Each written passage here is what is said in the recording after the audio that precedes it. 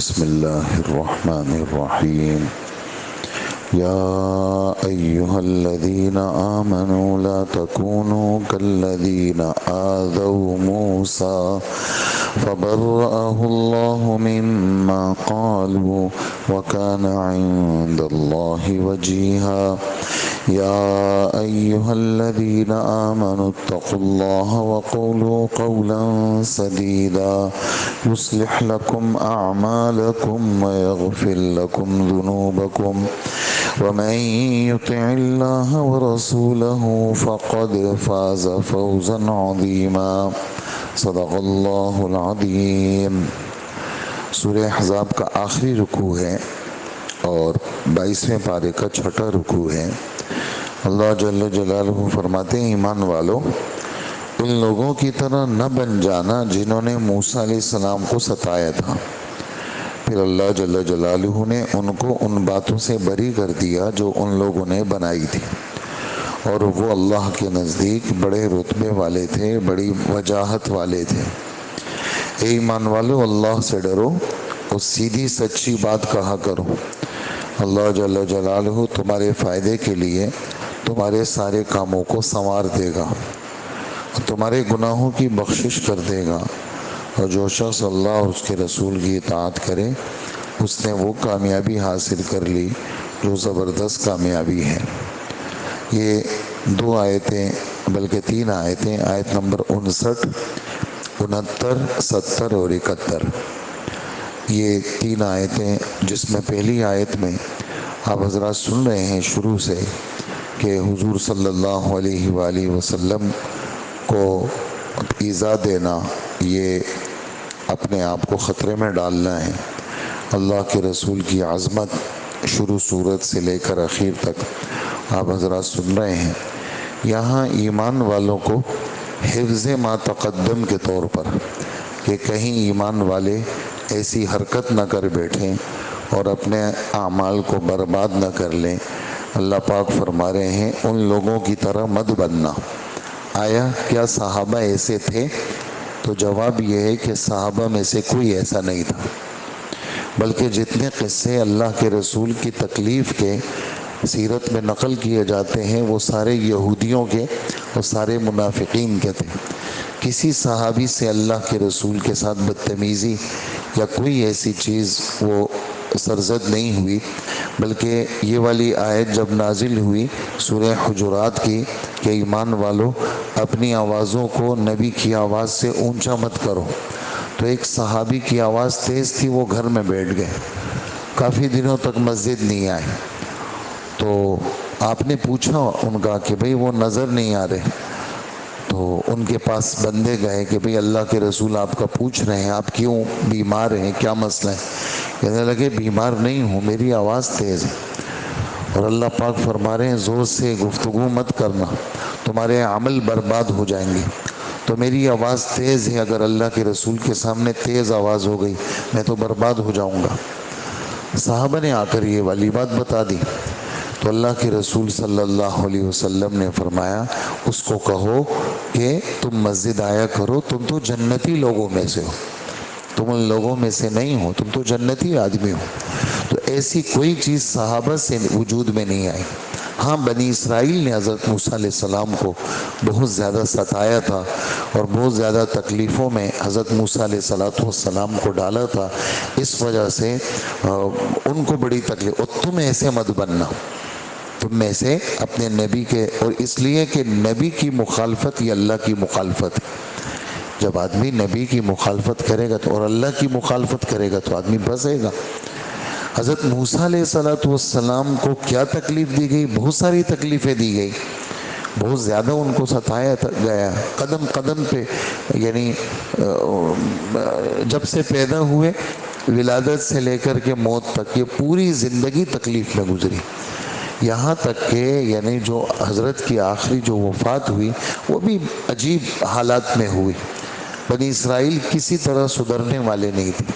اب حیران ہوں گے آپ، یہ والی بات 9ویں پارے کے بالکل پاؤ پر ہے یہ بات کہ وجاوزنا ببنی اسرائیل البحر فاتوا علی قوم یعکفون علی اصنام لہم، کہ جب پار ہو گئے اور فرعون غرق ہو گیا. فرعون ان کو شک تھا کہ پتہ نہیں فرعون مرا ہے نہیں مرا.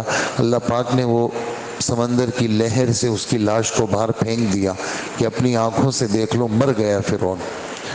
تو خیر جب یہ یہاں سے پار ہو گئے, امن ہو گیا, آگے گئے. وہ کچھ لوگ تھے جو بتوں کی پوجا کر رہے تھے.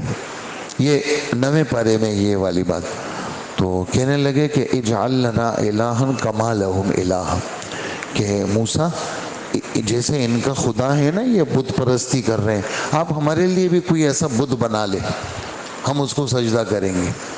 تو موسیٰ علیہ السلام نے فرمایا انکم قوم تجہلون, پرلے درجے کے جاہل ہو تم. میں پیغمبر ہوں, اتنی تم سے میں بات کرتا ہوں, اتنا میں تمہیں سمجھاتا ہوں, اور پھر جہاں دیکھا کسی رش کو دیکھا وہیں کی طرف تم پھسل گئے. اور جو تمہاری ذہن سازی میں کرتا ہوں وہ سب جو ہے نا ملیامٹ کر دیتے ہو, تم تو بڑے پاگل لوگ ہو. تو اس طرح کے لوگ تھے یہ بنی اسرائیل, اور آج بھی ایسے ہی ٹیڑھے ہیں, آج بھی ایسے ہی ہیں. اللہ کے رسول کے زمانے میں بھی ٹیڑھے تھے.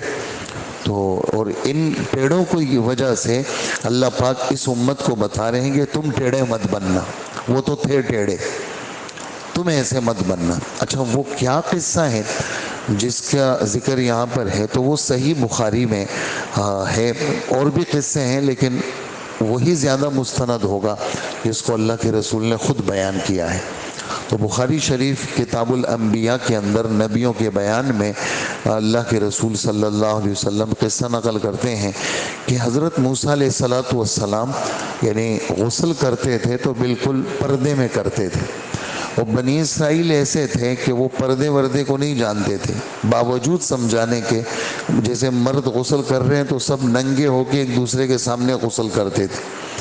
تو اس زمانے میں الگ غسل خانوں کا رواج بھی نہیں تھا, دریا وغیرہ میں سب اکٹھے ہی جاتے تھے, وہیں پر سب کے سامنے ننگے ہو کر کے غسل کرتے تھے.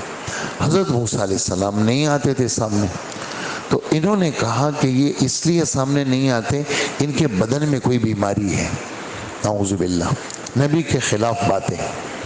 حالانکہ یہ بات طے شدہ ہے کہ پہلے نبی سے لے کر کے آخری نبی تک اللہ نے کسی نبی کو اندھا پیدا نہیں کیا, گونگا پیدا نہیں کیا, بہرا پیدا نہیں کیا. خاندانی شرافت کے حوالے سے کسی نچلے خاندان میں پیدا نہیں کیا, اس لیے کہ نچلے خاندان والی کی لوگ بات نہیں سنتے. نبی کو اللہ جل جلالہ اونچے خاندان میں بھیجتے ہیں, جو بڑھیا لوگ ہو, سرداروں کا خاندان ہو, بڑے خاندانی قسم کے لوگ ہو, نبیوں کو اللہ پاک ان خاندانوں میں بھیجتے ہیں. اور نبیوں کے بدن کے حوالے سے اللہ جل جلالہ نے کوئی عیب کسی نبی میں نہیں رکھا, کسی بھی حوالے سے. ہر نبی اپنے بدنی ساخت کے حوالے سے بہت زبردست, حسین و جمیل اور بدن کے تمام عیوب سے پاک اللہ نبیوں کو پیدا کرتے ہیں. حضرت ایوب علیہ السلام کے بارے میں جو بات آتی ہے اور روایات میں بھی ہے, تو وہ عارضی طور پر بیچارے بیمار ہو گئے تھے, اور اللہ پاک نے امتحان کے اندر ان کو مبتلا کیا تھا. وہ امتحان ختم ہو گیا, پھر صحت مند ہو گئے. لوگ اشکال کرتے ہیں نا کہ بھئی ایوب علیہ السلام کے ساتھ جو ایسا ہوا تو وہ تو عارضی بیماری تھی, وہ تو ٹھیک ہو گئی. باقی جتنے نبی آئے اللہ پاک نے ہر عیب سے پاک پیدا کی. تو انہوں نے حضرت موسیٰ علیہ السلام کے بارے میں یہ بات اڑائی کہ موسیٰ علیہ السلام پتہ نہیں کیا بیماری ہے ان کو, یہ کیوں سامنے نہیں آتے, پتہ نہیں ان کے بدن میں کوئی سفید نشان ہے یا کوئی اور عیب والی چیز ہے ان کے اندر. تو اللہ جل جلالہ اپنے نبی کے بارے میں اس طرح کی باتیں کسی صورت میں پسند نہیں فرماتے, یا تو آیتیں اتارتے ہیں یا کوئی اور سبیل کرتے ہیں. تو خیر ایک دن ایسا ہوا, اللہ جل جلالہ نے, یہ سب چیزیں اللہ کے ارادے سے ہوتی ہیں, یہ غسل کرنے جیسے اکیلے میں کپڑے اپنے رکھے ایک پتھر کے اوپر اور نہانے لگے. جب نہا کے فارغ ہو گئے حضرت موسیٰ علیہ السلام, تو اب کپڑے پہننے لگے تو اللہ پاک نے اس پتھر کے اندر حرکت پیدا کر دی. وہ پتھر جو ہے وہ کپڑے لے کے بھاگا, پتھر بھاگنے لگا. اب وہ پتھر کے پیچھے جا رہے ہیں تو پتھر آگے آگے. حضرت کے ہاتھ میں لاٹھی ہے اور کپڑے بھی نہیں ہیں بدن پر, وہ پتھر بھاگ رہا ہے, یہ ان کے پیچھے.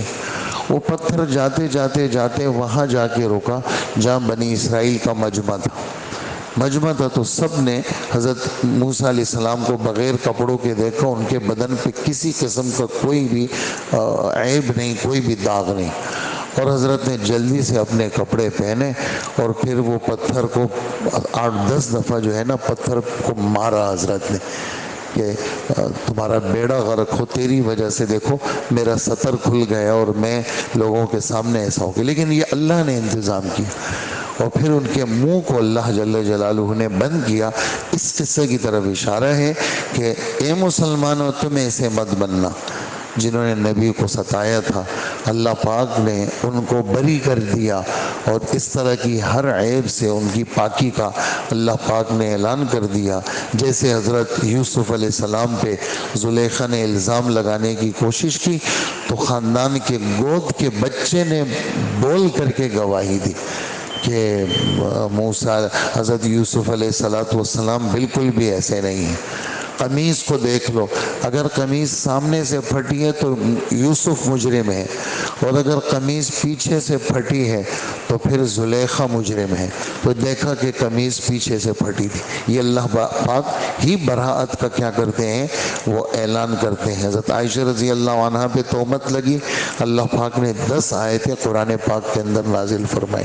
تو اس قسم کی کوئی بھی چیز اللہ پاک وہ نہیں کرتے جس کو کہتے ہیں کہ بچا کے رکھنا اور اپنے نبی کے عیب کو لوگوں کے اندر رہے اور پھر لوگ نبی کے بارے میں بدگمان ہو۔